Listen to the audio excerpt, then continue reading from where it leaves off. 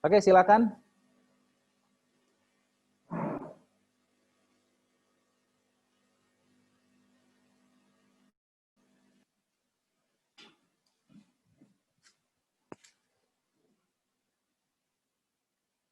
Oke, soalnya gimana?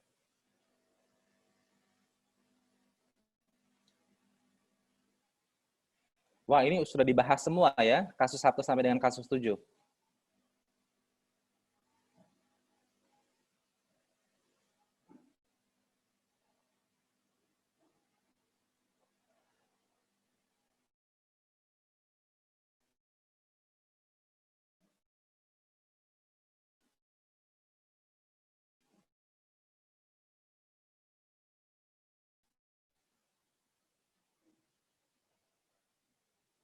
Ya, bisa dimulai, silakan. Soalnya itu dulu, disampaikan dulu sebagai pengantar.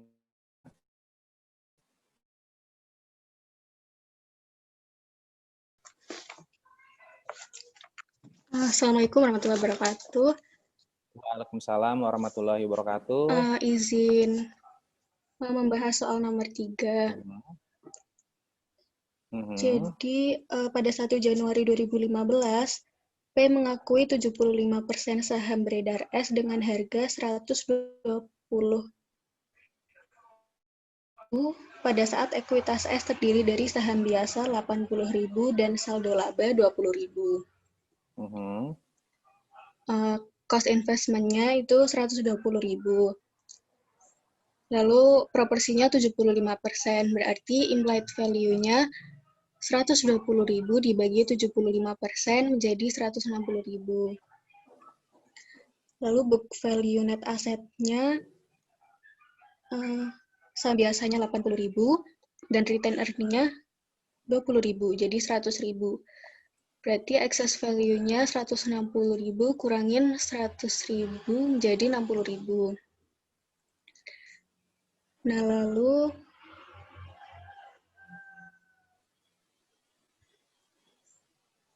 dialokasikan 30% ke inventory under value yang terjual 2015 dan sisanya untuk paten 10 tahun masa manfaat. Berarti under value-nya 30% dikali 60.000 jadi 18.000 dan sisanya paten yaitu 42.000.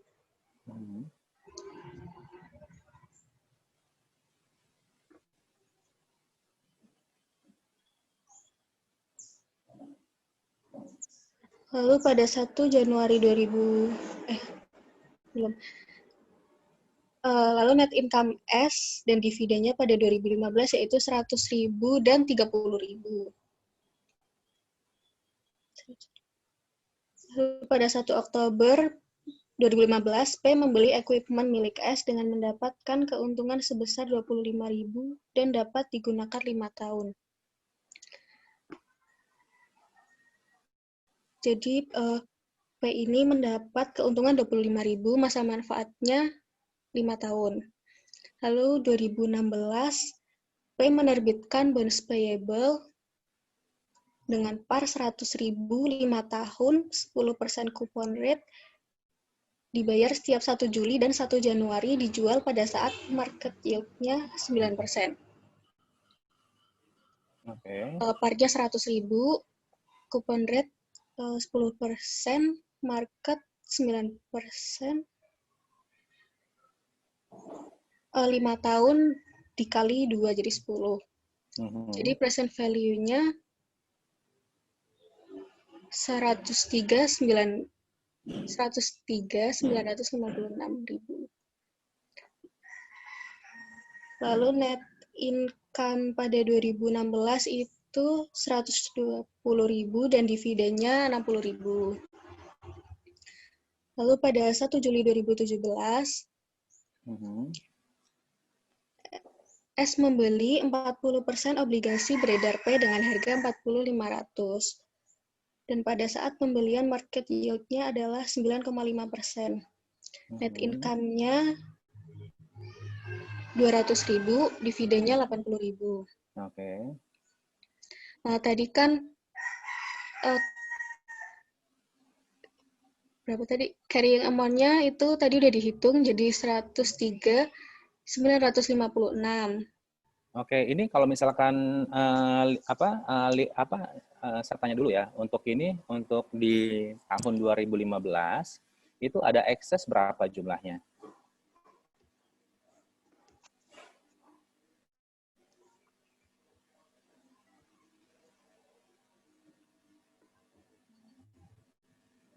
Aksesnya 18.000 sama 4.200. Oke, itu dari mana? Under value inventory yang terjual 2015 18.000, lalu patennya 42.000, tapi kan 10 tahun, jadi per tahunnya 4.200. Oke.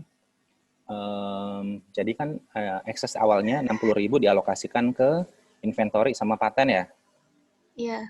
Oke, di tahun 2015 berarti nanti itu oke, tahun 2015 ini berapa amortisasinya?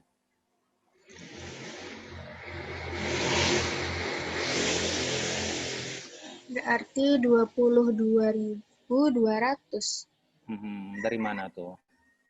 18.000 sama 4.200. 18.000 angka apa? Inventory. Inventory. Sedangkan yang satu lagi?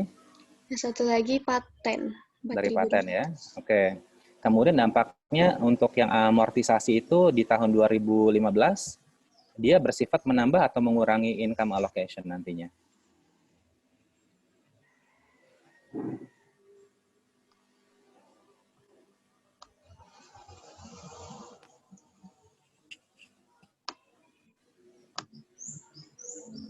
Mengurang.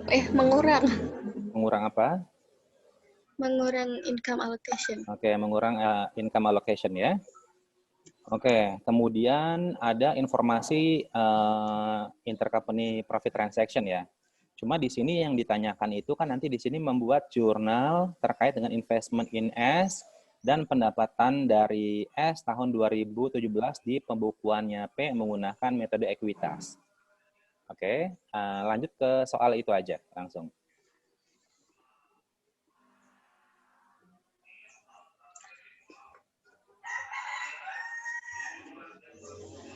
Soal yang pertama yaitu jurnal terkait investment di S dan pendapatan dari S tahun 2017 di P menggunakan metode ekuitas. Nah, yang pertama kita nyari tadi yang net income ke bawah. Nah, net income tahun 2017 itu 200.000. Berapa? 200.000. Kemudian? Lalu amortisasi untuk 2017 itu dari paten 4.200. Terus ada intercompany profit transaction? Iya, ada dari yang land. Oke, land. Oke, land. Land apa? Yang equipment. Coba di tahun equipment 25.000. 25.000. Tahun 2017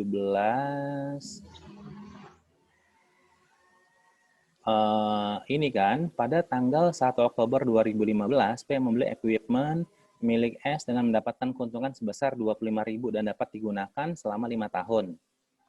Ya kan?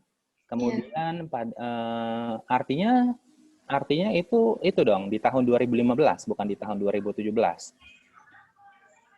Dia kan masih harus menangguhkan itu kan, menangguhkan keuntungan kan? Di tahun 2015 25.000, lalu yang apa? Di tahun 2017-nya 25.000 dibagi 5. 25.000 dibagi dengan 5 tahun. 5 tahun. Ya. Berarti nanti di situ apa? Realized gain ya? Iya. Jadi, karena kalau gain itu bersifat kalau untuk yang PPE mengurangi atau menambah income. Mengurangi income atau menambah income? Realized gain menambah. realized gain itu terjadi apabila kapan?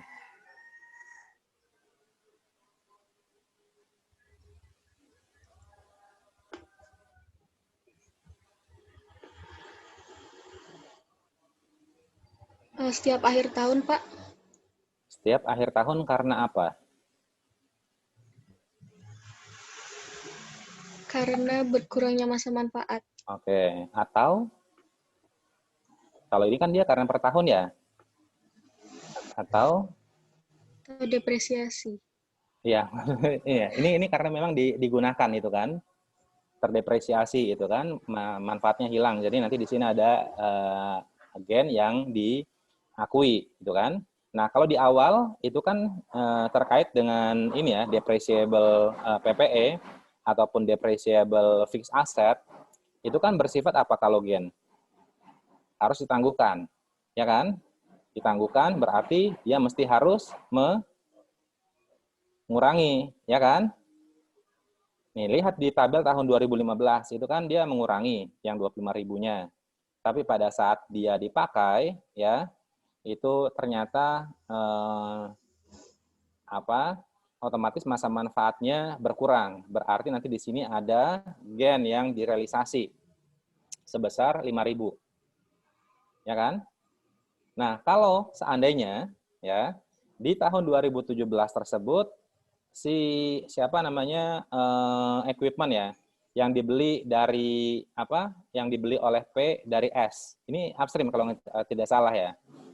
Itu ternyata terjual kepada pihak lain. Itu realized gain-nya berapa? Di akhir 2017.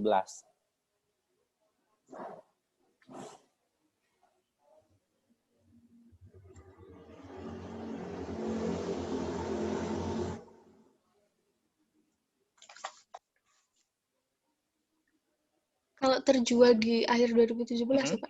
Ya.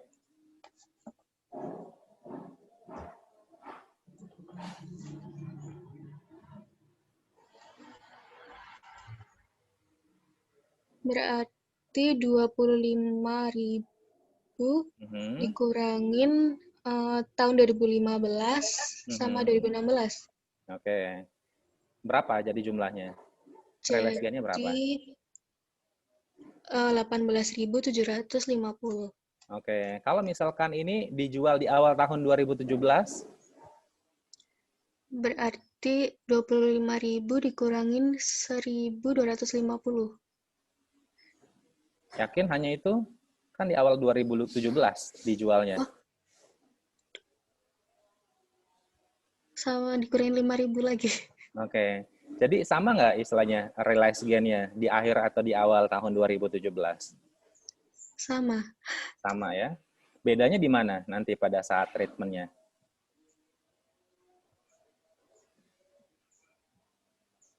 Sama ya. Karena di satu sisi kan dia ketika mengakui adanya gain yang 5.000 ya, itu kan dia akan mencatat adanya depreciation expense sama accumulated depreciation ya. Accumulated depreciation sama depreciation expense ya kan. Kemudian dia mesti harus bikin jurnal yang accumulated depreciation di tahun sebelumnya ya kan.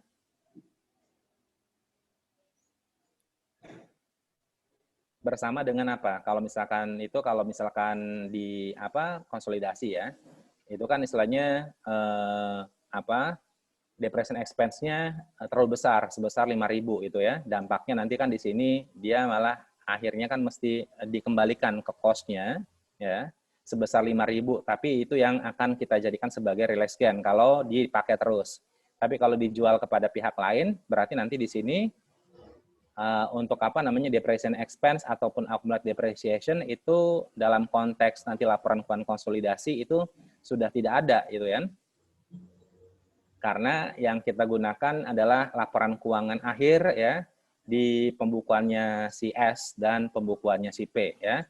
Nah, kemudian kalau kita lihat di pembukuannya S, artinya adalah kita akan lihat nanti di sini terkait dengan masalah itunya. Dari si income-nya, kemudian sudah ada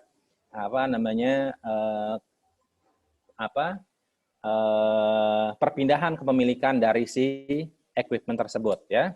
Jadi dalam konteks untuk income allocation, baik di awal tahun 2017 ataupun di akhir tahun 2017, ketika ada, maksudnya ada penjualan ya, ada penjualan si equipment, baik di awal 2017 maupun di akhir tahun 2017, itu dampak realized gain-nya itu akan sama ya.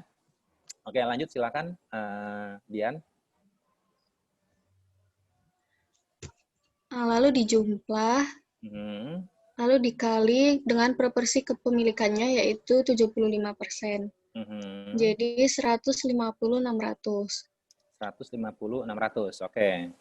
Ini berarti yang akan dialokasikan kepada CI dan NCI. Iya. Oke. Berarti nanti di sini berapa kepemilikannya? 75%. Pemilik. Berarti nanti yang akan dikalikan dengan 75% ya, sebagai income from S. Seperti itu? Iya, ini langsung dikali, Pak. 150/600 itu udah dikali. Oh, itu sudah dikali dengan itu? Sudah dikali dengan yang 75%? Iya. Semuanya? Oke. Kemudian untuk yang bonds itu, dia transaksi downstream atau upstream? Yang di tahun 2017. Upstream. Upstream. Upstream ya. Berarti nanti di sini dampaknya untuk itu untuk apa? Untuk apa namanya? Untuk gain sama ininya amortisasinya itu berarti dialokasikan kedua belah pihak dong kepada CI sama NCI.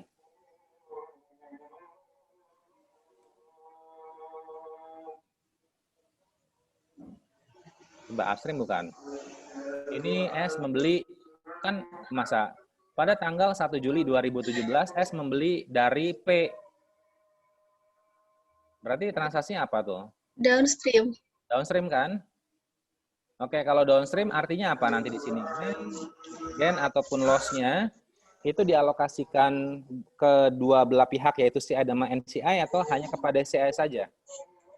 Kepada CI aja. Oke, ya. Nah, sekarang gimana? Ini kan sudah dapat nih angka-angkanya, ya kan? Berarti total tadi yang 150/600 itu sudah 75%. Ya kan? Sedangkan ini ada gain atau loss akhirnya yang constructive retirement-nya? Ada gain. Ada gain ya. Gain sebesar 679. Oke, dari mana angka itu? Akad tadi belinya 40.500. Oke.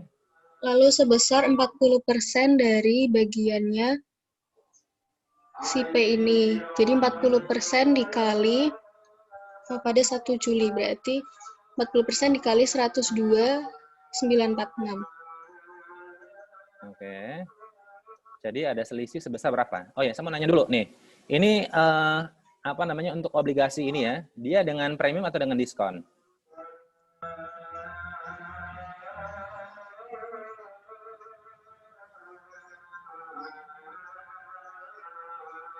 Premium. Dengan premium ya. Oke, karena ternyata bunga pasar itu dia lebih rendah daripada bunga kuponnya ya.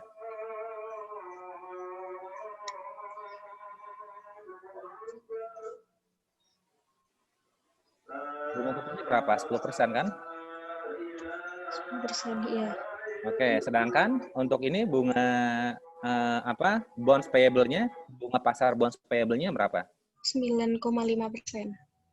Yakin 9,5%. 9%. Bonds payable itu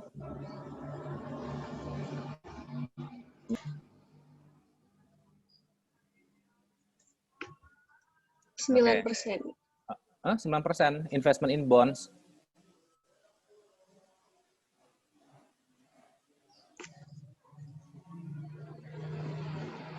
Yang bonds payable 9%, yang investment 9,5%. 9,5% ya. Nah, kemudian kalau kita lihat di sini yang dia beli sebesar berapa? Jadi 40.500 pada saat itu. Ya. Oke, kemudian yang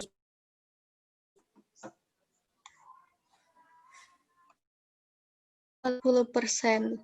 Jadi Ya, 40% dari carrying value pada 1 Juli. Juli Oke, 2017. berapa ininya? Berarti ada selisih sebesar carrying value. Oke, carrying value 40% dari tanggal 1 Juli 2016 untuk yang bonds payable berapa jadinya? 41.179. Oke, setelah itu kamu selisihkan, ya kan? Jadi ada selisih Selisih sebesar, jadi 600. nilai obligasi sebesar tadi berapa? 179. 41.179 ditebus dengan nilai sebesar 40.500. Ya kan? Artinya apa? Di sini penebusannya itu dia lebih rendah dibandingkan dengan obligasi ya utang yang beredar. Akibatnya apa di sini? Ada keuntungan ya dari penebusan itu. Ini dinamakan dengan di sini gain on retirement of bonds ya kan? Sebesar 670 ya. Oke. Nah, gen tersebut itu nanti dampaknya ini kan downstream ya. Berarti nanti di sini dampaknya ke income allocation juga nggak?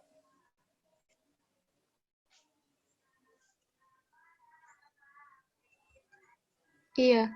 Oke. Income allocation itu apakah dibagi ke CI dan NCI atau hanya kepada CI saja? Hanya ke CI. Oke, hanya ke CI saja. Nah, sekarang berarti itu kan tadi posisi di tanggal 1 Juli ya kan? Karena kita hitung untuk di akhir tahun 2017, otomatis ya untuk tadi ada keuntungan dari retirement of bonds itu mesti harus kita amortisasi. Ya enggak? Nah, berarti kita mencari dasar dari amortisasi keuntungan itu dari mana sih, Dian?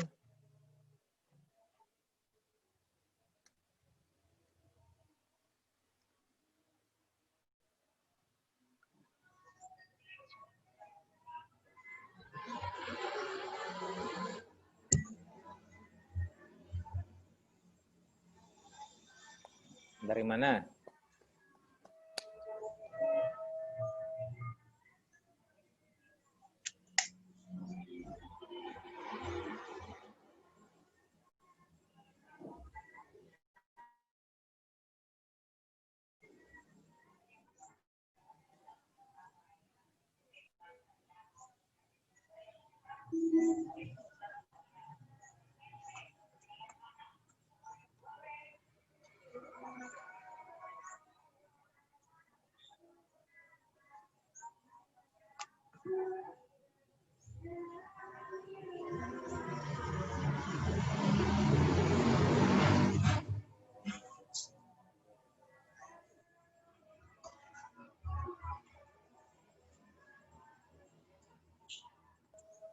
Sebentar ya. Lagi azan di samping rumah saya.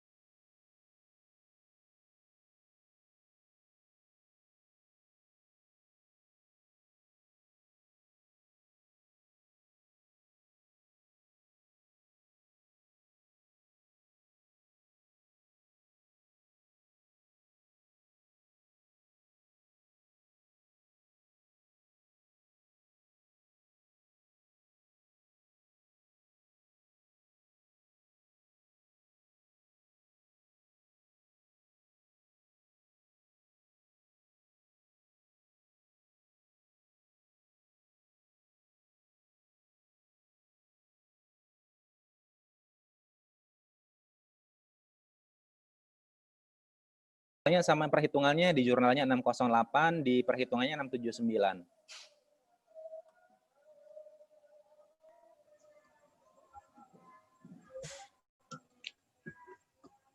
Beda pembulatannya, Pak, tadi. Masa?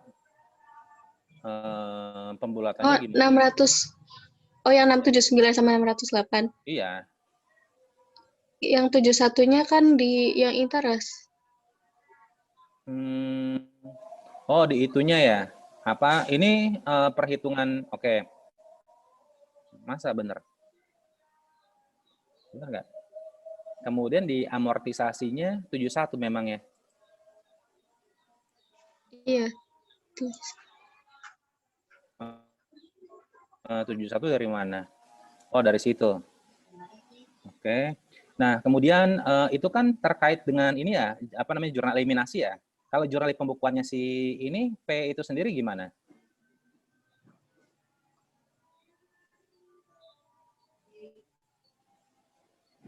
Di tahun 2017. Oke. Yang A itu apa? Yang A untuk mengakuin keuntungan yang tadi, yang awal, Oke. itu investment in S pada income from S, 679. Lalu yang B untuk yang selisih interest-nya, income from S pada investment in S besar 71. Oke. Itu 71, sebentar dulu, saya ngitung berapa ya?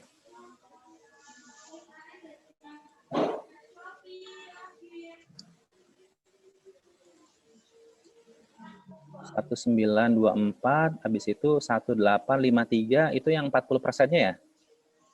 Iya. Oke. Kemudian yang C,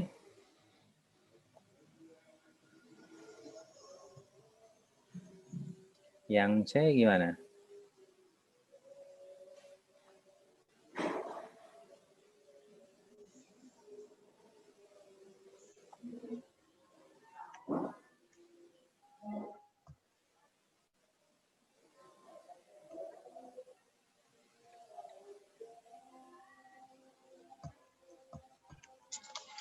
Ya, jadi yang C gimana, Dian? Yang C 75% dari 5.000. Yang tadi equipment. Apa? Equipment dari Release Gen ya. Oke, kemudian yang D,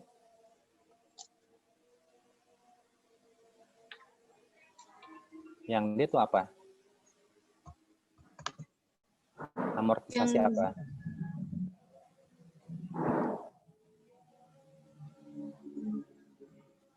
Amortisasi yang paten. Oke, amortisasi paten. 4.200 dikali 75%. Oke. Kemudian kalau kita gabungkan, oke, di sini ada berapa sih income from S-nya di tahun tersebut? Di tahun 2017?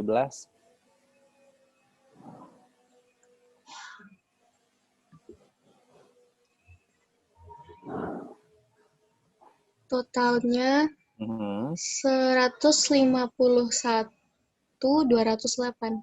151.208. Berarti berapa kenaikan investmentnya? Kenaikan investasinya di tahun 2017?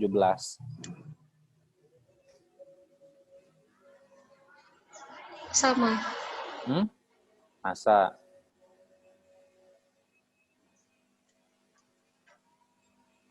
Kenaikan investasi di tahun 2017 punyanya si P berapa?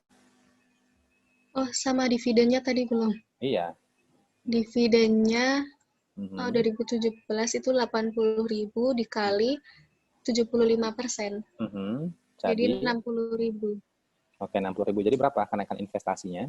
Jadi 211.208. Itu nilai investasi di akhir tahun itu ya. Pertanyaan mesti harus ini, nanti hati-hati kalau kenaikan investasi berarti istilahnya hanya ya, kenaikan investasi di tahun tersebut. Tapi kalau saldo investasi di akhir tahun 2017, berarti total dari investasi di awal nanti sampai dengan akhir 2017 itu berapa ya. Oke, yang kedua gimana tahun 2018? Yang tahun 2018 net income-nya 200.000. Lalu dikurangin amortisasi paten 4.200. Ditambah 5.000 yang equipment tadi. Lalu ada transaksi. Berapa di tahun 2018? Transaksi P membeli land-nya S dengan harga 107.000 dan cost of land-nya 110. Oke, jadi nanti di sini ada apa? Ada apa? Ada penangguhan gain atau penangguhan loss?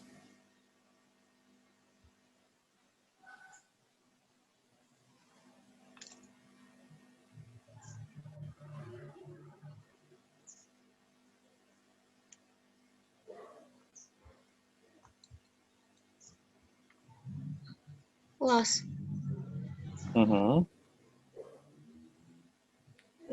Berarti loss mesti harus di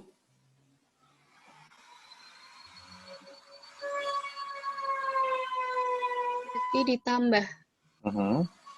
Oke, berarti ditambah ya? Iya. Oke, jadi gimana? Lalu ditambah, terus ini udah dikali 75%-nya jadi 152.850. Oke. Nah, selanjutnya gimana jurnalnya? Jurnalnya. Kalau jurnal untuk ini, investment in S pada income from S, cuma satu boleh nggak? Boleh. Boleh. Jadi kalau misalkan jurnalnya investment in S pada income from S, berapa? Kalau cuma satu bikin? Tadi sama yang interest kan belum. Ditambah yang interest jadinya 152.700. Oke, 152.700. Jadi kalau misalnya kalian mau bikin jurnalnya cuma satu, menurut saya nggak masalah ya. Yang penting ada ininya, ada perhitungannya yang tadi, yang ada di tabel itu. Menunjukkan bahwa, oh ya ada perhitungan sekian gitu ya, jurnal satu nggak masalah gitu kan. Kemudian untuk ini dividen. Untuk dividennya 100.000 dikali 75% jadi 75.000. Oke, sekarang berapa saldo investasi di akhir tahun 2018? Gimana ngitungnya? Investasi awal. Oke. Investasi awalnya berapa sih? 120.000. Oke. Kemudian ada ini income from S di tahun 2015-2016. Ada. Gimana tuh? Tahun 2015. Ini kamu udah ngitung semuanya? Jadi 40.538 tambah ya. Kemudian tahun 2016 juga tambah. Tahun 2015 ini kan amortization expense-nya karena ada ini kan, karena ada ada inventory kan. Jadi besar ya kan. Kemudian di sini ada penangguhan ya dari keuntungan atas penjualan equipment ya, yang 25.000. Iya. Nah, itu terjadi di tanggal 1 Oktober. Sehingga realized gain ya itu bukan 5.000, berarti istilahnya 3/12 dikali dengan 5.000. Ya, dapat 1.250. Kemudian jumlahnya berapa? Ini buat teman-teman yang lain ya. Menurut saya sih sebaiknya memang itu dulu ya, jumlahkan semuanya, baru nanti berapa alokasi CI sama NCI. Kalau seperti ini kan ya kalau kita lihat rumus Excel-nya kita akan lebih akan tahu ya. Cuman kalau baca sekilas gitu kan, ini udah 75% belum ya gitu ya. Nah ini kan mesti harus nanti alokasi CI berapa, alokasi nanti NCI berapa. Kemudian dikasih keterangan untuk yang obligasi itu adalah transaksi downstream. Berarti apa? Tidak ada dampak terhadap si NCI. Makanya Nanti untuk yang obligasi itu semuanya dialokasikan kepada si CI atau si induk perusahaan saja. Gitu ya. Kalau misalkan cuma begini doang, orang sekilas, aduh kok bisa begitu ya angkanya ya, mesti harus lihat rumusnya gitu kan. Nah, alangkah baiknya nanti ditambah dengan tadi keterangan-keterangan yang bahwa 40.538 sampai dengan 152.850 itu dia sudah 75% ya. Atau dibikin aja totalnya semuanya berapa, alokasi ini misalkan ya, allocated to misalkan CI dan NCI gitu ya. Nanti baru keterangan di sebelumnya agen ataupun loss bond downstream ya, itu ini hanya dialokasikan kepada CI gitu. Sehingga nanti di sini income from S dalam kurung ini CI ataupun P ya. Nah, ini jumlahnya sekian gitu. Gitu Dian kalau menurut saya. Ya walaupun ini sudah dibahas satu angkatan ya mungkin ya angka-angkanya. Jadi sih kalau untuk belajar begitu karena mungkin nggak semua orang langsung bisa paham gitu ya. Apalagi misalkan ada tadi amortisasi ekses gitu ya. Kemudian ada transaksi intercompany ya. Ini belum ada inventory ya. Kalau ini ada inventory seperti apa ya. Ini kan kebetulan karena yang di atas-atas itu upstream semua ya. Nanti kalau ada yang downstream selain obligasi apa itu kan mesti harus di cluster. Kan gitu ya. Oke, yang lainnya ada pertanyaan dari materi ini? Hati-hati baca ininya, baca perintahnya. Kalau diminta untuk membuat jurnal di pembukaannya P ya sudah di jurnal pembukaannya P. Jangan kita membuat istilahnya jurnal eliminasi untuk kertas kerja konsolidasi. Jadi hanya ini ya. Jadi perintah soalnya ya.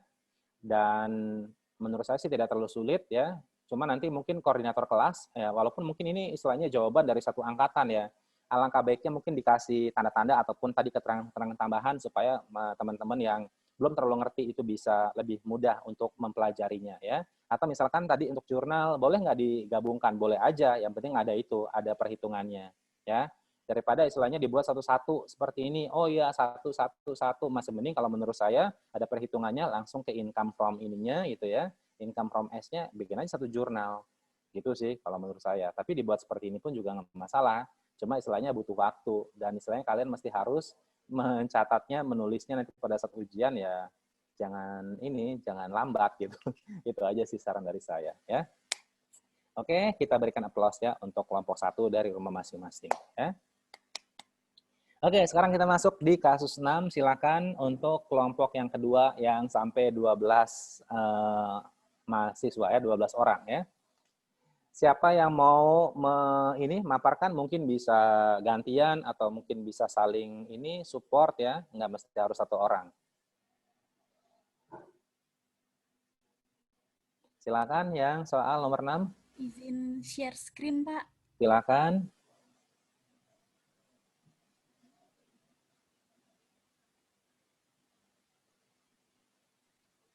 Oke, soalnya dulu. Iya, Pak. Soalnya dibacakan ulang, Pak. Boleh ya. Soal 6. Pada 1 Januari 2016, P membeli kepemilikan S 80% dengan membayar cash sebesar 100.000 pada saat ekuitas S terdiri dari saham biasa 80.000 dan saldo laba 30.000. Kelebihan nilai wajar atas nilai tercatat dialokasikan ke inventory under value 5.000 terjual tahun 2016, land over value 10.000, building under value 10.000 masa manfaat 10 tahun. Dan sisanya ke paten dengan masa manfaat 5 tahun. Untuk transaksi intercompany profit-nya yang pertama, tahun 2017, S membeli persediaan P, berarti dia dari P ke S. Downstream sebesar 60.000 dan dengan margin 20% dari harga jual. Pada akhir tahun 30% masih tersisa, berarti unrealized 30%. Terus unrealized profit yang berasal tahun 2016 4.000 udah terjual, berarti realized tahun ini. Kemudian yang kedua, S membeli tanah dari P dengan berarti masih downstream juga dengan harga 50.000 beli tanah tanggal 6 Juni tahun 2016. Oke, terus? Harga pokok tanahnya 45.000. Mhm. Tanah tersebut masih digunakan. Yang ketiga, P membeli peralatan dari S, berarti ini upstream. Harga peralatannya 45.000. 1 Oktober 2016, nilai bukunya 30.000. Masih mempunyai masa manfaat 3 tahun. Yang keempat, terakhir, P membeli 25% outstanding bond dari S, upstream juga, tanggal 2 Juli 2016 dengan harga 94,418. Oke. Yieldnya 12%. Bondnya. Oke, Heri, saya mau nanya nih dari soal ini ya, kira-kira ya, mungkin kamu kan kelihatannya rajin nih, jadi kamu sering latihan ya. Enggak, Pak. Oke, Heri, kira-kira strategi apa yang mungkin bisa kamu share ke teman-teman kamu untuk bisa mengeksekusi soal ini? Yang paling gampangnya apa sih? Langkah-langkahnya ngapain aja? Kalau bond buat tabelnya dulu sih, Pak. Oke, kalau bond buat tabelnya dulu. Kemudian kalau untuk informasi-informasi lainnya?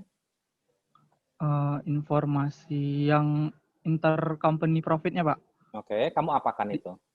Dicatat satu-satu dulu Oke. yang Artinya kamu mesti harus identifikasi, ya kan? Iya, Pak. Cek bahwa nanti di sini itu untuk laporan keuangan tahun berapa. Iya, tahun 2017. Ya kan? Habis itu transaksinya dikasih tahu itu tahun berapa.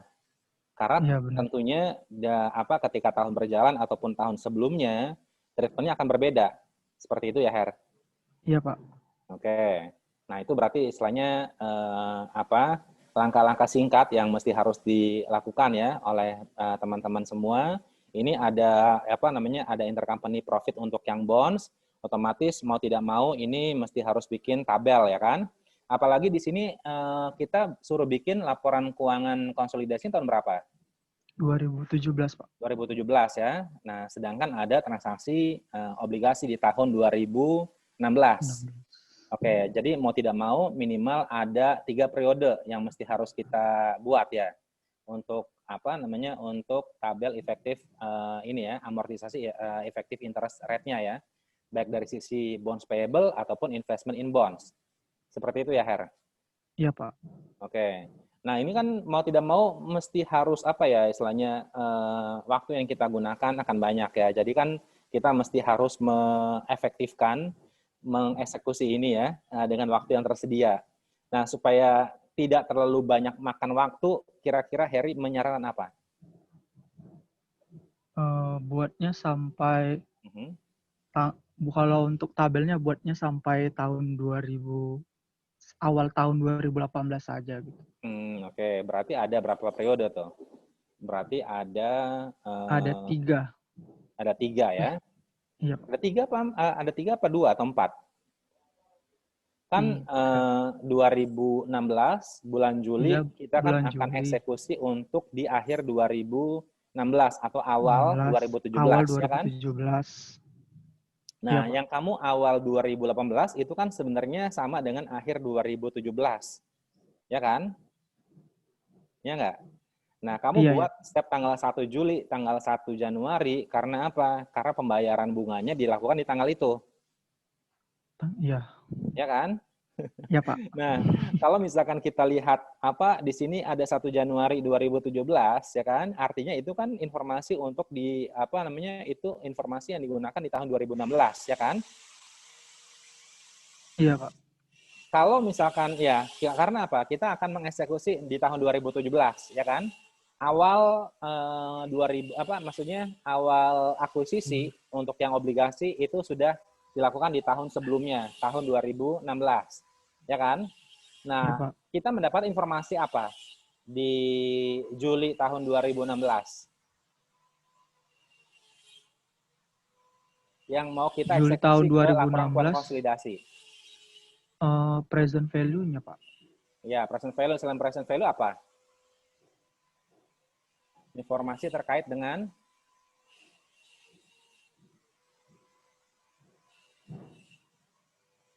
di tahun 2016 awal Tahun 2016 awal. itu ada penebusan obligasi, seolah-olah penebusan ya. Ada apa? Di tanggal ini, tanggal 2 Juli 2016. Oh, siapa si P-nya beli Iya, 25%. iya, itu ada apa di situ? Untuk mendapatkan apa? Informasi apa di situ? Untuk keperluan ini, untuk keperluan apa namanya income allocation.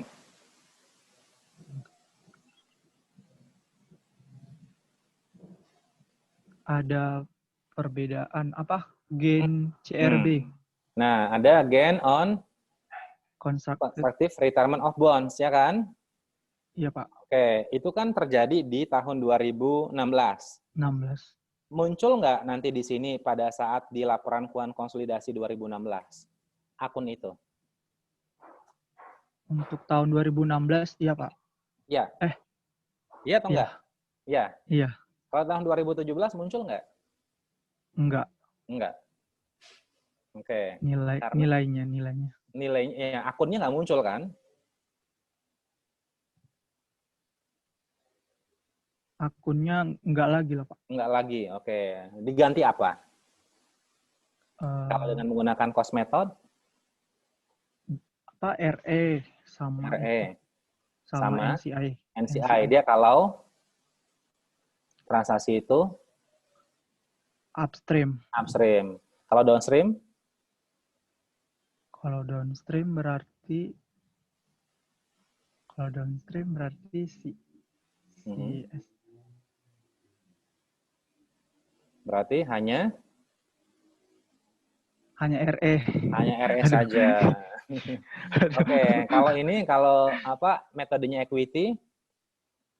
Kalau metodenya equity berarti income from S dan NCI.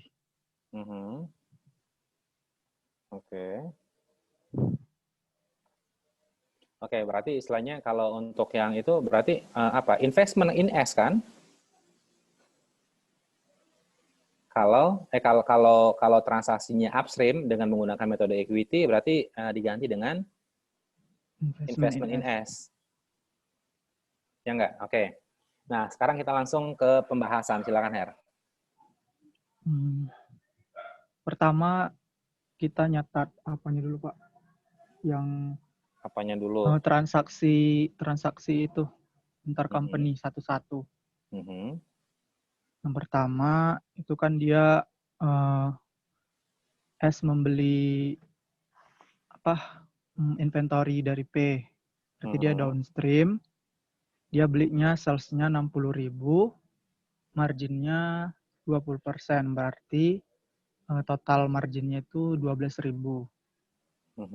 Terus nggak terjual 30%. Berarti 30% dari 12.000, 3.600. Kemudian ada realized profit-nya 4.000 diketahui di soal. Baru yang kedua, downstream juga, S membeli tanah dari P itu harganya 50.000, cost-nya 45.000, dibeli tahun 2016. Walaupun dibeli, gimana Pak? Ya lanjut.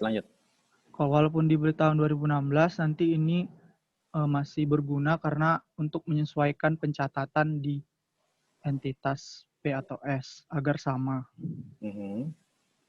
Kemudian yang ketiga upstream, beli dari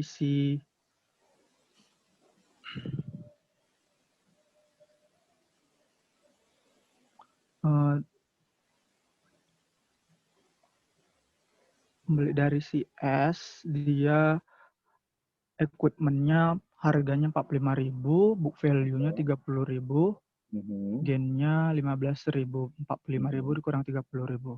Oke. Berarti Kemudian ini tahun berapa nih transaksinya? Kalau kita kan tahun 2017 ya. ya Pak, Yang inventory ini tahun 2017. ya 17. Kalau untuk yang ini land tahun 2016. 2016. Oke. Kalau apa untuk equipment 2017. Equipment ini tahun 2016 juga Pak, 1 Oktober. 2016 juga ya. Oke. Nah, Oktober. kemudian kita kan eksekusi di tahun 2017 ya. Iya Pak, Oke, informasi-informasi itu berguna untuk apa sih? untuk nyatat apa Jurnal, alokasi ya jurnal. kan? Oke. Kemudian untuk income allocation itu perlu nggak untuk si ini, apa namanya, perlu untuk si apa namanya CI nggak dengan menggunakan cost method? Cost method untuk nyatat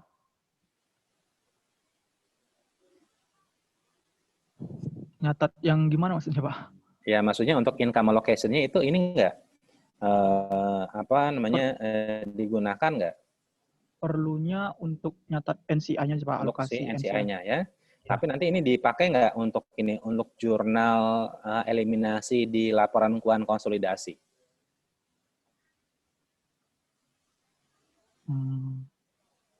Enggak. Masa? Ya kan ada dua isu yang berbeda kan, income allocation dan jurnal eliminasi kan? Eliminasi. Oke, Ya, Pak. kalau income allocation oke itu untuk si NCI saja. Tapi kalau untuk jurnal eliminasi perlu nggak dipakai? Perlu nggak digunakan itu informasi Kalau tersebut? untuk perlu Pak, karena Perlu kan? untuk nyatat biar equipment sama gitu Ya nilainya oke. dengan Ya oke, coba lihat apa lagi yang mau kamu bahas di sini. terus yang keempat ada bond. Hmm, Jadi kita buat tabelnya. Yang oke. pertama tabel untuk si si S-nya yang menerbitin si bond.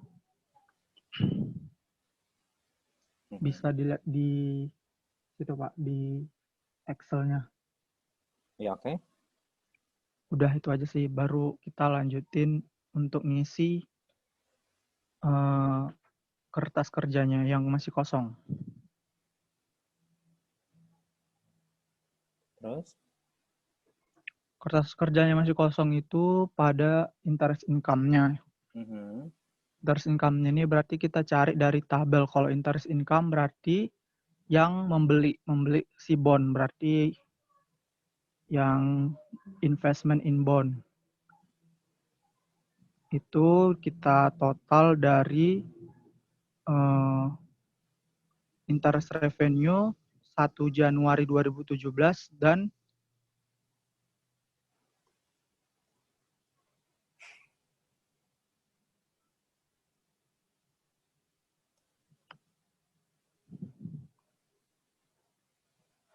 Ya lanjut silakan.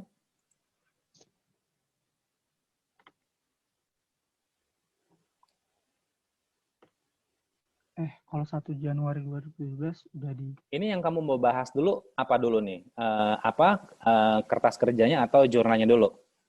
Menurut saya sih jurnalnya dulu sih, atau istilahnya jurnal. tadi ada perhitungan income allocation ya, itu bisa ya. Income allocation tadi istilahnya untuk si NCI-nya. Habis itu nanti stop dulu tuh sampai situ. Ya kan? Ini diketahui nggak apa namanya laporan keuangan si P sama si S angka-angkanya? Kalau menurut saya di hold dulu, habis itu kamu nanti buat ini nih, buat apa namanya bahas jurnalnya dulu, baru nanti ke ini kemana namanya ke kertas kerjanya. Oke Pak. Berarti kalau untuk jurnal karena dia metode cost, berarti kita harus buat jurnal catch up-nya. Iya, oke. Catch up-nya dari kapan ke kapan? Dari apa Pak? 2016 pada saat dia beli awal. Awal apa? Investment ini pada saat apa? Investmentnya kapan? Sudah 2016 kan Pak? Tahun 2016. Sedangkan ini kamu jurnal di Tahun Kalau 2017. jurnalisasi laporan keuangan di tahun 2017. Berarti catch up-nya berapa lama untuk 1 mengejar? tahun. 1 tahun saja ya. Kalau misalkan laporan keuangan konsolidasi tahun 2018, kamu catch up-nya berapa periode dari kapan ke kapan? Kalau tahun 2018 berarti 1 tahun juga, Pak, dari tahun 2007. Masa misalkan investmentnya dibeli di awal tahun 2016 kan?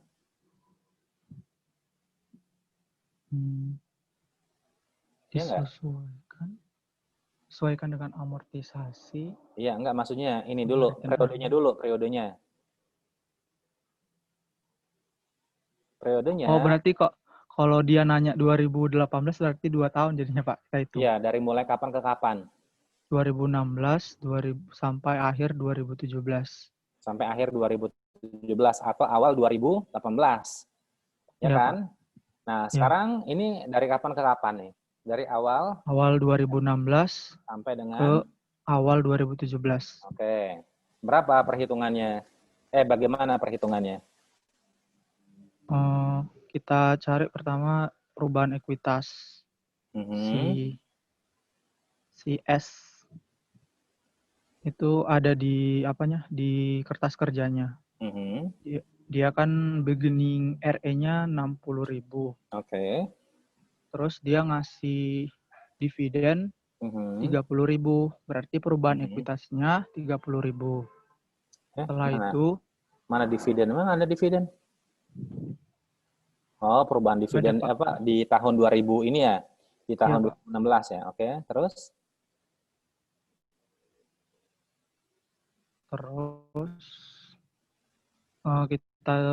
Kita totalin juga amortisasi yang ada tahun 2016. 2016 itu kan ada inventory terjual tahun 2016, under value 5.000. Oke. Kemudian land kan karena dia nggak diamortisasi berarti nggak dihitung. Oke. Terus building dia 10 tahun 10.000, berarti over value berarti under value berarti 1.000, negatif 1.000. Terus paten under value juga 10.000 5 tahun berarti minus 2.000. Berarti ditotalin 30.000 minus 5.000 minus 1.000 minus 2.000, totalnya 17.600. Yakin?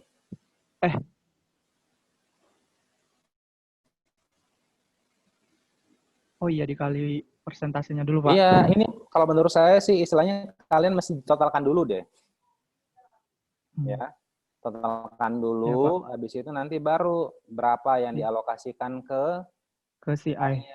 Iya, kalau kayak gini istilahnya baca misalkan di fotokopi, di print itu ya, bingung, ini kok angkanya beda sih gitu. Oke? Iya, Pak. Nah, kemudian kenapa kok intercompany ini profit ataupun loss ya nggak masuk ke angka ini?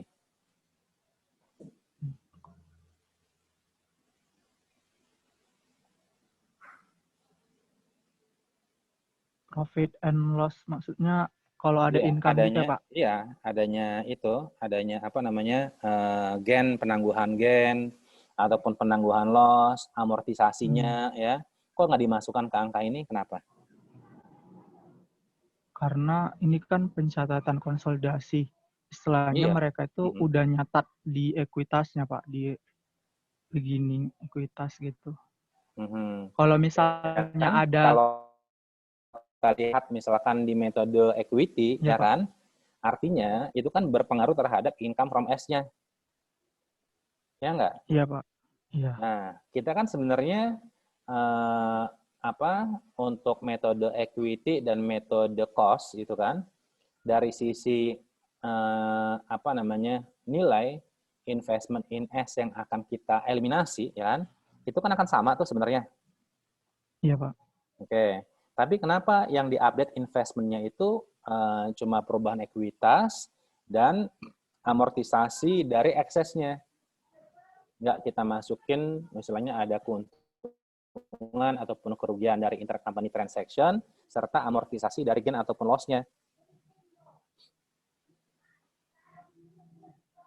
Hmm.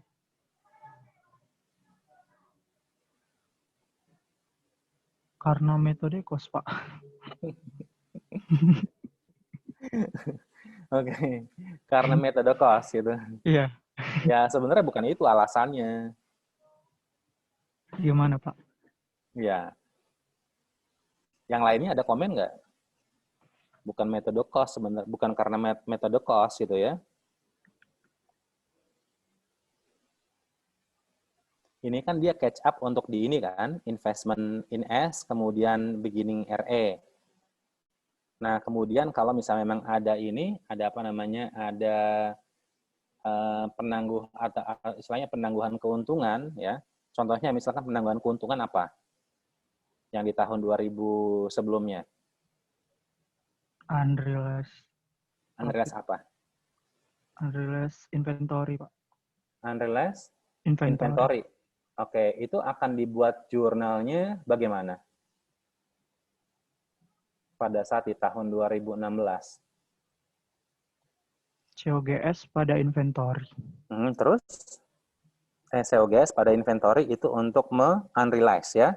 Iya, Pak. Kemudian untuk yang realized beginning in apa realized gain in beginning inventory gimana jurnalnya?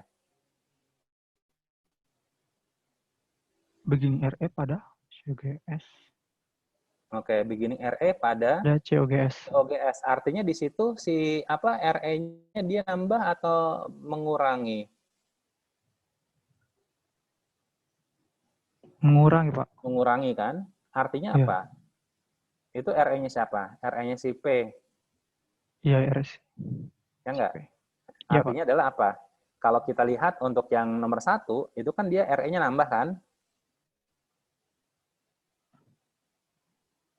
Ya enggak? Iya, Pak. Itu RE-nya kan nambah. istilahnya, ya secara otomatis dengan adanya jurnal yang dimunculkan di tahun 2017, RE-nya akan ter-adjust. Ngerti nggak? Coba kamu contoh yang lainnya selain inventory apa? Misalkan equipment deh, atau misalkan land deh.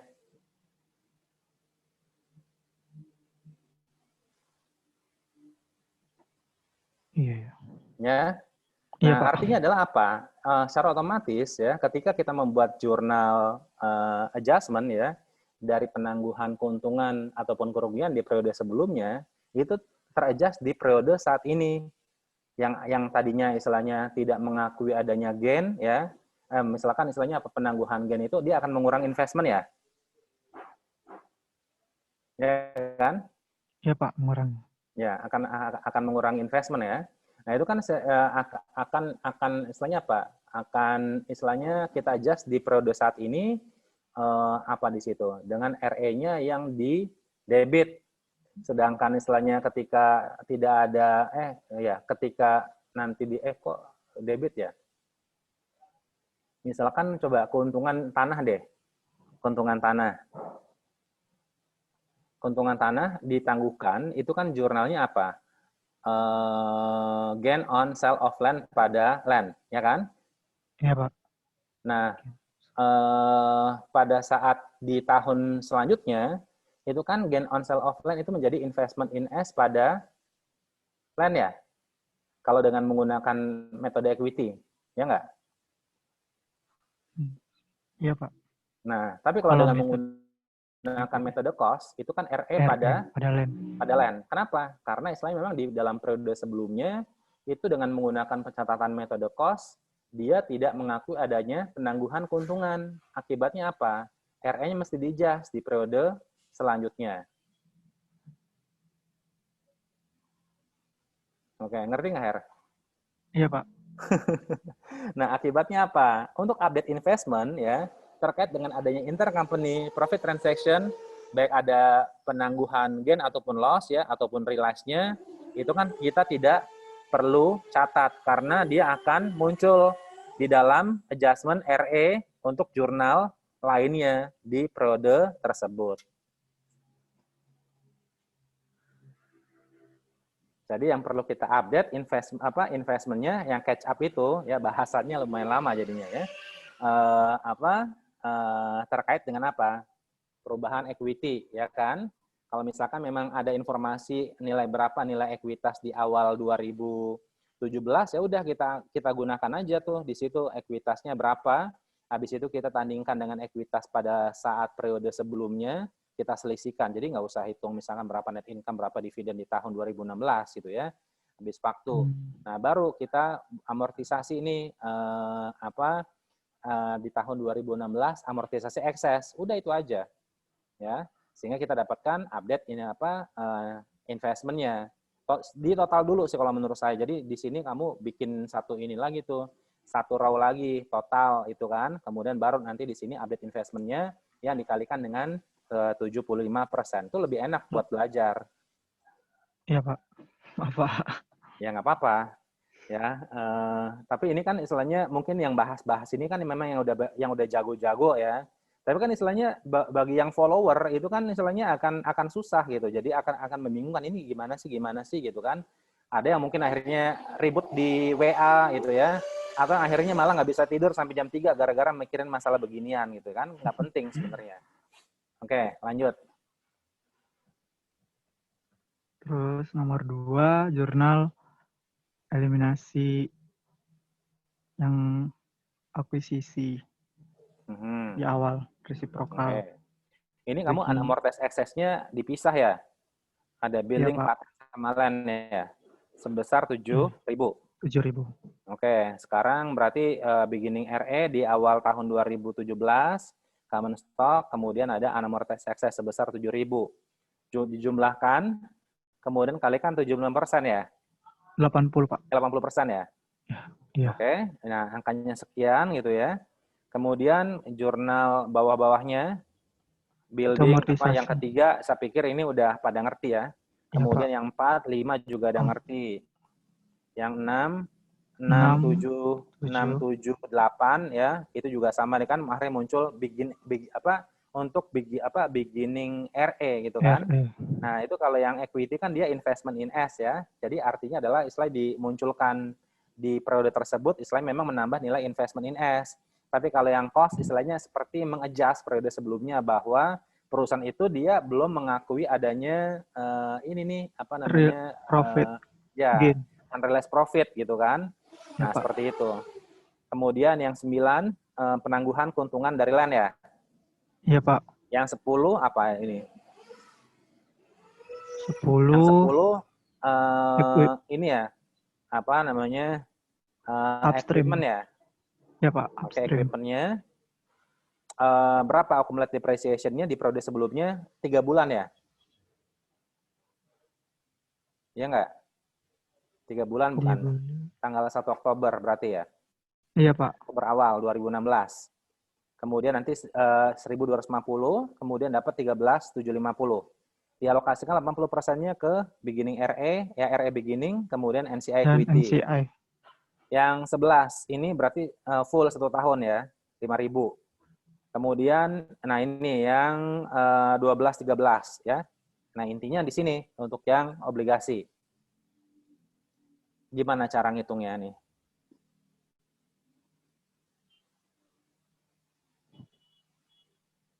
Pertama, investment in bond-nya dulu, Pak. Ya. Dari mana angkanya? Dari ini angka tabel. Awal tahun sih. Kalau ini. Yang mana, Pak? Investment in bond itu angka akhir tahun 2017 atau angka awal tahun 2017? Akhir tahun 2017. Akhir tahun ya. Nah, itu mungkin dikasih apa namanya tambahan keterangan itu ya. Ini merupakan angka akhir tahun karena kan istilahnya kalau kita lihat merujuk kepada tadi eliminasi akun resiprokal, investment in S sama stockholders equity-nya si S itu kan angka awal tahun semua ya. Tapi khusus untuk yang obligasi itu dia angka akhir tahun. Oke ya. Nah, berarti angka akhir tahun 2017. Ini ngambil dari tabel. Ya enggak? Ya, Pak. Iya. Oke, kemudian untuk yang bonds payable ini juga sama ngambil dari tabel. Iya, Pak. Dikalikan dengan persentase kepemilikan obligasi. Penebusan obligasi ya, dianggap penebusan. Kemudian ada selisih. Berapa selisihnya? dikalikan nanti di sini 80% untuk CI. Nah, CI-nya itu dia nanti sebagai beginning RE. Dia apa sih di sini, loss atau ini? Loss atau gain? Di awal. Loss, Pak. Tadi loss. Loss. Loss ya. Berarti kan Ya, sebelumnya seolah-olah perusahaan dengan menggunakan metode menggunakan metode cost ya. Itu kan nggak mengakui adanya loss ya kan? Baru di adjust di sini. Yang 3.926, makanya beginning RE-nya debit. Kan gitu sebenarnya. Makanya nanti istilahnya akhirnya ya, metode cost sama dengan equity ketika nanti di neraca konsolidasi itu nggak ada bedanya. Itu yang mengakibatkan tidak ada bedanya antara keduanya gitu ya. Karena itu bedanya cuma di income statement sama retained earning statement aja. Oke ya. Nah, selanjutnya ini interest income ini berarti 11.452 dari tabel. Interest expense juga sama dari tabel. Dikalikan kalau ini kan istilahnya ngambil total semuanya, habis itu dikalikan dengan persentase kepemilikan. Kepemilikan berapa sih obligasinya? 40% ya? Apa saya belum baca ininya? Berapa persen kepemilikannya? 25. 20% ya. Oke, Ya, kemudian Pak. diselisihkan. Ya enggak? Iya, selisihnya ini karena kan upstream ya. Jadi nanti di sini kan ada selisihnya, itu nanti dialokasikan 80%-nya ke CI dan 20%-nya ke NCI. Oke. Nah, ini yang merupakan amortisasi dari loss on, ini bener loss ya? Iya, loss, Pak. Loss dari constructive retirement of bond ya kan? Constructive retirement of bonds ya kan? Ya enggak? Ini digunakan nanti pada saat income allocation untuk si NCI. Ya enggak? Yang Ya, itu Pak. kan, yang selisih antara interest income dan interest expense. Jadi istilahnya ini tanggal yang nomor 13 mungkin bisa ditambahkan ya bahwa ini yang merupakan digunakan untuk income allocation ya. Bukan income allocation, amortisasi ya dalam income allocation. Amortisasi loss dari retirement of bonds ya, constructive retirement of bonds. Nah, itu yang 13. Jadi istilahnya berapa ini amortisasi dari ini obligasi di tahun tersebut gitu ya, loss ataupun gain, berarti yang nomor 13 jurnal ini yang kita pakai. Nah, itu ya. Oke, yang 14 itu kenapa? Ada interest payable sama interest receivable. Itu eliminasi aja sih, Pak. Eliminasi apa? Akun apa ini? Akun reciprocal. Reciprocal. Kenapa muncul itu? Si P-nya kan dapat interest income, cash-nya dapat 5.000. Berarti si S-nya ngutang 5.000 gitu. Jadi dihapus. Ya, akibat dari apa? Utang apa sih ini? Utang piutang apa sih ini? Bunga si bond-nya. Oke, berarti dari bond-nya ya. Oke. Jadi walaupun tidak biasanya muncul sih di laporan keuangannya si P atau di S-nya ya.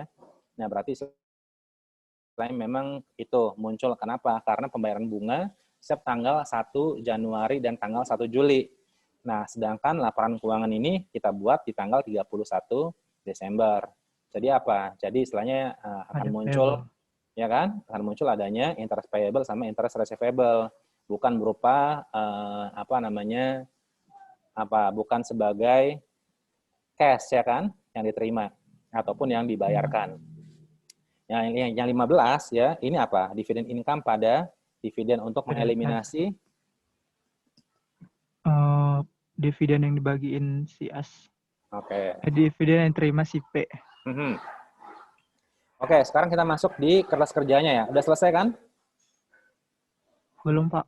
NCI itu yang alokasi NCI masih bingung, Pak. Alokasi si NCI-nya. Oke. Alokasi NCI-nya dari mana? Net income-nya si... Emang net income-nya 86.554,8 ya? total ini, net income-nya si S. Iya, Pak. Soalnya kan dia pakai interest, ada interest apa? Mhm. Interest expense. Dia nilai angkanya, interest expense kan angkanya keriting. Mhm, mhm. Oke, angka apa? Angka net income-nya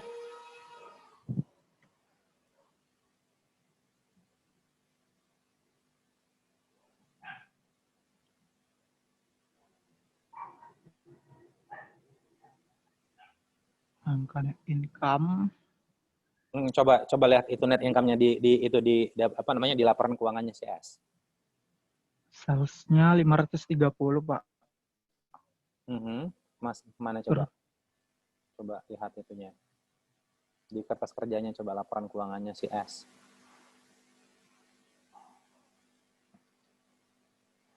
Itu kan 86.554 kan itu, udah bener tuh, Iya, Pak.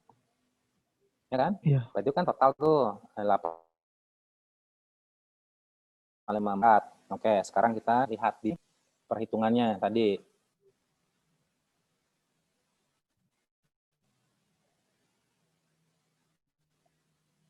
Alokasi berada amortisasi tahun ini billing Hmm. 1.000, paten 2.000. Terus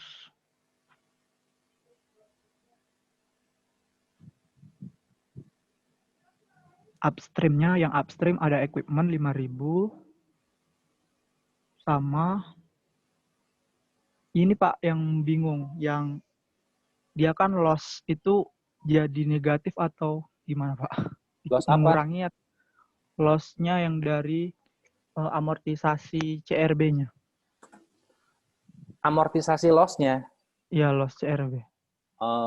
Sebentar, ini mana sih piecemeal? Ini kan jadi ini kan, jadi apa namanya? Which, Jadi menambah kan, kalau amortisasi dari loss-nya. oh, menambah ya Pak. Bener kan itu kan?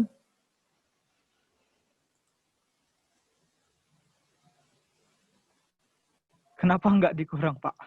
Dikurangi gimana maksudnya? Soalnya masih belum paham yang di sini.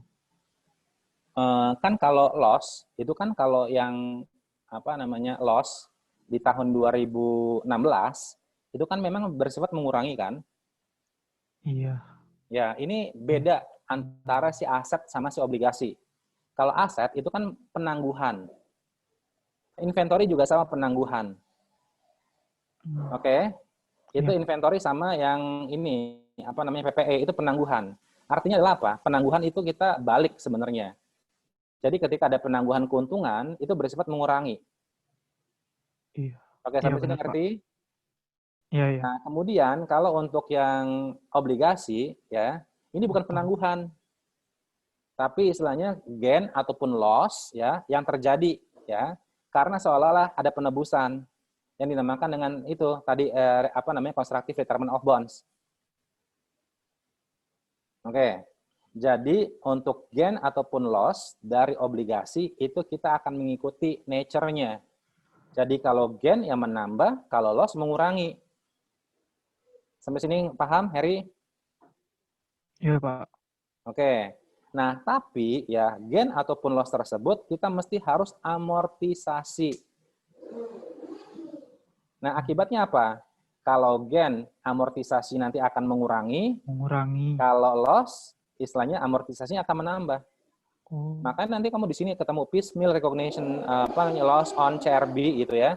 CRB gitu ya. Itu dia akan nambah di sini.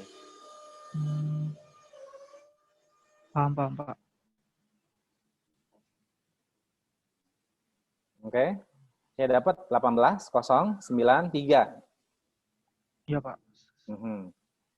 Oke. Terus Masukkan itu ke jurnalnya.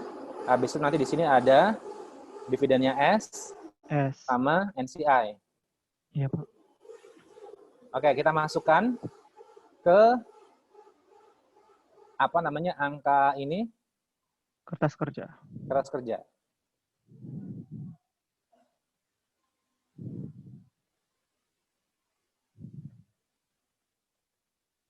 Oke, masukkan angka-angkanya. Habis itu gimana di sini?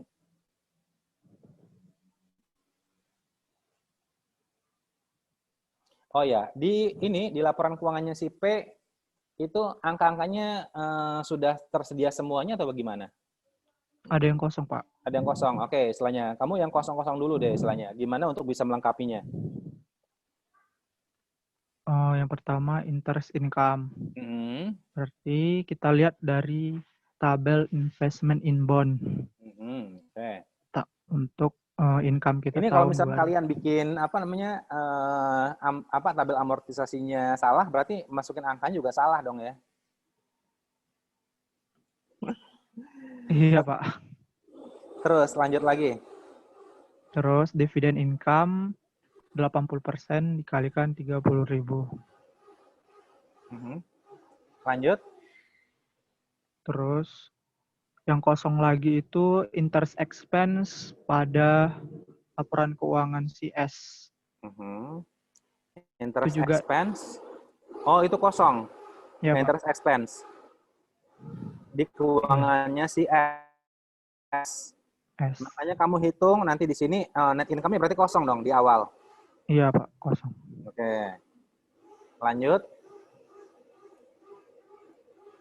Baru kita udah, Pak, udah selesai yang laporan keuangan P dan Cuma itu S-nya. aja. Ya, Nggak ke RE-nya atau ke berapa nilai kas-nya atau total asetnya. kayaknya Itu kosong juga nggak? Coba ke bawah deh itu. Itu sudah tersedia angka-angkanya? worksheet 3. Kayaknya udah, Pak. Belum. Worksheet 3 kan? Oh, net income, Iya. terus ending RE. Net Iya, income jadi tadi udah ini kita sih tahu. kalau menurut saya, Her ya, atau saya teman-teman yang lain itu kan, mungkin kalian istilahnya sudah di-provide nih jawaban dari satu angkatan atau misalkan memang perwakilan kelas ya. Tapi menurut saya, istilahnya belum tentu stylenya itu sesuai dengan apa yang kita biasa pelajari ya. Nah, berarti istilahnya apa yang sudah kita dapatkan, kita juga mesti harus adjust dengan ini, dengan apa namanya, dengan karakter kita gitu loh. Seperti tadi, misalnya ada beberapa informasi-informasi yang harusnya mungkin bisa dikasih catatan ya. Mungkin saya tidak terlalu, misalkan saya ya, mungkin saya tidak terlalu cepat untuk menghitungnya, atau saya cemerlang untuk bisa memahami semuanya gitu ya. Jadi misalkan ada item-item tertentu yang perlu saya kasih catatan nih gitu ya, untuk memperjelasnya, karena ini akan saya gunakan sebagai dasar saya untuk belajar. Kalau misalkan kalian belajar sesuai dengan apa yang kalian terima, padahal bukan kalian yang mengerjakan, ya, istilahnya kalian akan bingung sendiri, gitu kan? Pertama itu. Kemudian, ketika ditanya, ya, seperti saya nanya kepada kalian, ya, sama halnya mungkin kalian ketemu soal soal lainnya yang mungkin story-nya ataupun ceritanya dibolak-balik gitu ya. Nah, kalau misalnya kalian nggak punya apa ya istilahnya ya, istilahnya jawaban sendiri nih, misalkan ini kan jawaban sendiri kalian sudah kasih catatan, kalian juga sudah pelajari gitu kan, kalian juga sudah mengerjakan ini latihan sendiri ya, ya ini sebagai rujukan sih kalau menurut saya. Jadi istilahnya memang sebaiknya jawaban yang kalian gunakan adalah yang memang kalian kerjakan, itu sih ya saran saya. Karena ini akan menjadi apa? Kita menjadi lebih pede nih buat menghadapi ujian ya. Ataupun istilahnya ketemu dengan soal yang lebih, bukan lebih ya, maksudnya soal yang mungkin ceritanya akan panjang ya, ataupun yang akan sedikit berbeda dengan apa yang sudah kalian pelajari dari workbook ya. Itu kalian tidak akan menemukan ini kebingungan ataupun kesulitan. Jadi istilahnya cerita mengenai aduh soalnya agak susah Pak, aduh istilahnya agak bingung begini-begini gitu kan. Karena kalian tidak menempuh langkah seperti itu ya. Jadi saya sarankan kepada kalian, oke, tadi istilahnya sudah ada pembahasan tuh kan kasus 1 sampai dengan 7 gitu kan. Tapi itu kan bukan kalian mungkin yang mengerjakan gitu. Jadi istilahnya kalian kerjakan dengan style kalian sendiri, beri catatan ya kalau misalnya kalian tidak terlalu paham dengan langkah-langkahnya, kalian bikin langkah-langkah sendiri. Kenapa? Karena itu yang akan akhirnya membuat kalian lebih pede. Oh ya, soal 1 sampai dengan 3 nih, saya udah berusaha untuk mengerjakan. Saya punya ini nih, catatan-catatan tertentu gitu kan. Nah, kalau misalkan memotret dari apa yang sudah teman-teman kalian kerjakan atau istilahnya entah itu dari satu angkatan gitu ya, udah punya kunci jawaban seperti ini, eh, kan istilahnya cuma potret, oh iya angkanya balance, oh iya istilahnya udah ada rumus-rumusnya, oh iya ternyata tabel amortisasinya sudah tersedia gitu kan, saya cuma tinggal ngintip doang gitu. Itu salah kalau menurut saya. Kalian tetap harus mengeksekusi dengan cara kalian sendiri. Ya, jadi istilahnya ketika tadi saya tanya, boleh nggak istilahnya jurnal-jurnal itu digabung? Boleh-boleh aja. Yang penting istilahnya ada ini, ada apa namanya, ada perhitungannya, ada caranya. Itu sih kalau menurut saya. Ya, ini karena waktunya sudah jam 4:30, kemudian kalian juga kuliah dari apa namanya, dari pagi ya. Untuk yang kelompok ketiga nanti di pertemuan selanjutnya aja dibahas sebelum kita masuk ke materi baru terkait dengan perubahan kepemilikan ya. Tapi saya mau istilahnya untuk yang ini, untuk yang apa namanya, untuk yang pembahasan, untuk yang soal nomor 7 ya, supaya istilahnya kalian bisa lebih paham lagi. Ini mungkin karena apa ya, kalian baru belajar ya, untuk ini saya nggak apa-apa. Untuk yang pembahasan soal nomor 3 sama soal nomor 6 ya, tapi untuk yang Harry itu secara konsep sebenarnya kamu udah paham, cuma kamu istilahnya memang butuh latihan lebih ini lagi, lebih giat lagi ya. Oh, Apa? iya Pak. Ya, saran saya seperti itu. Soalnya sebenarnya jawabannya dari yang angkatan sih Pak, gitu. Karena belum sempat juga ngerjainnya tadi. Maaf Pak. Iya, saya tahu itu. Istilahnya tadi kan ada itu kan, ada apa namanya? Ya karena kelihatan ketika atau tadi Adian ya. Istilahnya itu bukan style jawaban kalian gitu loh. Kalau misalnya memang istilahnya apa jawaban kalian, saya mau nanya apa, kalian istilahnya akan dengan sigap, nggak perlu mikir lama-lama lagi gitu. Karena istilahnya apa, angka-angka istilahnya secara otomatis sudah terekam dalam pikiran kalian, atau minimal caranya, stylenya gitu ya. Saya misalkan tanya sedikit, misalnya kalau misalnya angkanya diubah begini seperti apa gitu. Jadi istilahnya kelihatan kalau memang ini bukan pekerjaan kalian ya. Nah, untuk yang soal 7 nanti saya minta untuk yang kelompok selanjutnya coba dipersiapkan lagi ya, coba saya pengen lihat pembahasan kalian seperti apa gitu ya. Ya jadi kalau misalnya saya nanya sedikit-sedikit tentang apa itu harusnya dengan waktu seminggu ke depan kalian bisa lebih siap lagi ya. Sebelum kita masuk ke materi ini, materi baru ya terkait dengan perubahan kepemilikan. Oke, kira-kira seperti itu aja. Saya apresiasi untuk Harry ya, yang memang sudah mencoba dan menurut saya sih kamu secara konsep oke, cuma memang butuh waktu untuk latihan atau istilahnya kamu kamu secara capture bisa sebenarnya ya untuk ini, untuk konsepnya, tapi alangkah baiknya memang kamu kerjakan sendiri. Jadi 1-7 istilahnya kamu kerjakan ada waktu kapan itu ya dengan style kamu sendiri atau istilahnya kamu ngoprek nih apa segala macam gitu kan. Kalau saya sih memang lebih suka ngerjain kalau latihan dengan tulisan tangan sendiri ya supaya saya ingat atau istilahnya nggak apa-apa ini saya kerjakan ininya Excel-nya saya oprek sendiri gitu kan, habis itu saya kasih catatan habis itu misalkan memang di print dalam bentuk PDF atau misalkan memang dalam bentuk print out ya nggak apa-apa, artinya adalah apa, ketika kita review kita bisa coret-coret gitu loh. Oke, itu aja saran dari saya. Mudah-mudahan kalian bisa lebih siap lagi ya untuk materi. Ya, memang gampang sih menurut saya ya. Yang penting istilahnya memang kalian tekun aja untuk materi ini. Oke, itu saja dari saya. Berarti kita ketemu lagi minggu depan ya. Kita berikan aplaus untuk Harry dan kelompoknya ya yang sudah mempresentasikan apa yang sudah dikerjakan. Oke, berarti saya akhiri pertemuan kita hari ini ya. Sampai ketemu lagi minggu depan. Selamat beristirahat ya. Yang jenuh mungkin istilahnya bisa mengisi ataupun menanggulangi kejenuhan. Yang ngantuk silakan mungkin mau tidur ya ataupun istilahnya istirahat, makan dulu gitu kan. Atau yang misalkan agak-agak lapar ya nggak apa-apa ngeteh sambil ngemil sore ya nggak apa-apa ya untuk merilis badan kita. Oke, sampai ketemu lagi minggu depan. Saya akhiri perkuliahan hari ini. Selamat sore. Assalamualaikum warahmatullahi wabarakatuh. Waalaikumsalam warahmatullahi wabarakatuh. Mas banyak, Pak. Waalaikumsalam. Terima kasih, Pak. Sama ya.